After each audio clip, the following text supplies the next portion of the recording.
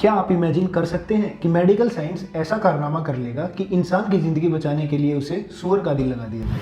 हाँ बिल्कुल, ये रिवोल्यूशनरी कारनामा अमेरिका की यूनिवर्सिटी ऑफ मैरीलैंड मेडिसिन ने कर दिखाया, जिसमें 57 साल के डेविड बेनेट, जो कि ह्यूमन हार्ट ट्रांसप्लांटेशन के लिए अनफिट थे। तो इसके बाद डॉक्टरों के पास दो ही ऑप्शन बचते थे, या तो वो डेविड को मरने के लिए छोड़ देते, या फिर दूसरे ऑप्शन में वो सूअर के हार्ट को ट्रांसप्लांट करके डेविड की जान बचाने की कोशिश कर सकते थे। डॉक्टर्स ने डेविड बेनेट और उसकी फैमिली से परमिशन के बाद दूसरे ऑप्शन को चुना, लेकिन ये पूरा प्रोसीजर डॉक्टर्स के लिए भी आसान नहीं था, क्योंकि इस ऑपरेशन की सफलता मेडिकल साइंस में क्रांति लाने वाली थी। एक छोटी सी भी गलती इस टेक्निक पर हज़ारों सवाल खड़े कर देती, जिसके बाद शायद ही भविष्य में ऐसा ट्रांसप्लांटेशन दोबारा परफॉर्म किया जाता। इस ऑपरेशन की सबसे बड़ी प्रॉब्लम थी सूअर में पाई जाने वाली अल्फा गल शुगर सेल्स। इन सेल्स को ह्यूमन बॉडी एक्सेप्ट नहीं कर पाती और जिसके बाद ह्यूमन बॉडी को काफ़ी कॉम्प्लिकेशंस फेस करनी पड़ती है। इसी वजह से आज तक ऐसे ट्रांसप्लांटेशन कभी सक्सेसफुल नहीं हो पाए थे। इस प्रॉब्लम को दूर करने के लिए एक जेनेटिकली मॉडिफाइड सूअर की आवश्यकता पड़ी, जिसमें बायोटेक्नोलॉजी की हेल्प से इन सेल्स को जेनेटिकली सूअर से रिमूव कर दिया गया, जिसके बाद 7 जनवरी 2022 को डॉक्टर्स ने ये एक्सपेरिमेंट सक्सेसफुली कंप्लीट किया। और आज 2 हफ्ते के बाद भी डॉक्टर्स की सुपरविजन के अंडर डेविड बेनेट की बॉडी में सूअर का हार्ट सुचारू रूप से काम कर रहा है। ये पूरा एक्सपेरिमेंट जीनो ट्रांसप्लांटेशन टेक्निक की एक सफल शुरुआत है। ह्यूमन बॉडी में जब किसी एनिमल के ऑर्गन ट्रांसप्लांट किए जाते हैं तो इस पूरे प्रोसेस को जीनो ट्रांसप्लांटेशन कहते हैं। जीनो ट्रांसप्लांटेशन की हिस्ट्री काफ़ी पुरानी है। इसका फर्स्ट अटैम्प्ट 1905 में किया गया, जिसमें रैबिट की किडनी एक चाइल्ड को ट्रांसप्लांट की गई।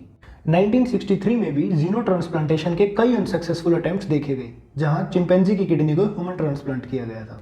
और 1984 में भी एक नवजात बच्ची को बचाने के लिए बबून की किडनी को ट्रांसप्लांट किया गया था, लेकिन दुर्भाग्य से ये बच्ची सिर्फ 21 दिन तक ही जिंदा रह पाई और जिसके बाद इस बच्ची को बेबी फी के नाम से जाना गया।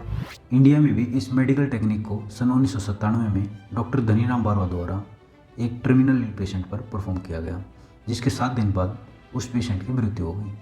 पेशेंट और उसकी फैमिली के कंसेंट पर हुई इस अनसक्सेसफुल ट्रांसप्लांटेशन के बाद डॉक्टर धनीराम बारवा को जेल जाना पड़ा।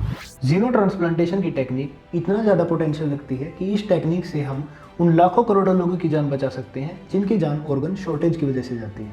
अकेले इंडिया में हर साल 5 लाख लोगों को अपनी जान ऑर्गन शॉर्टेज की वजह से गंवानी पड़ती है।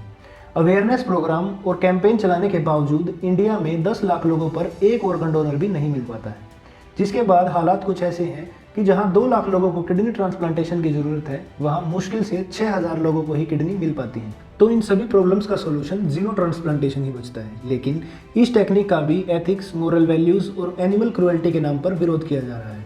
पेटा जैसी सिर्फ नाम की एनिमल वेलफेयर ऑर्गेनाइजेशन जीनो ट्रांसप्लांटेशन टेक्निक के विरोध में झंडा उठाए हुए हैं।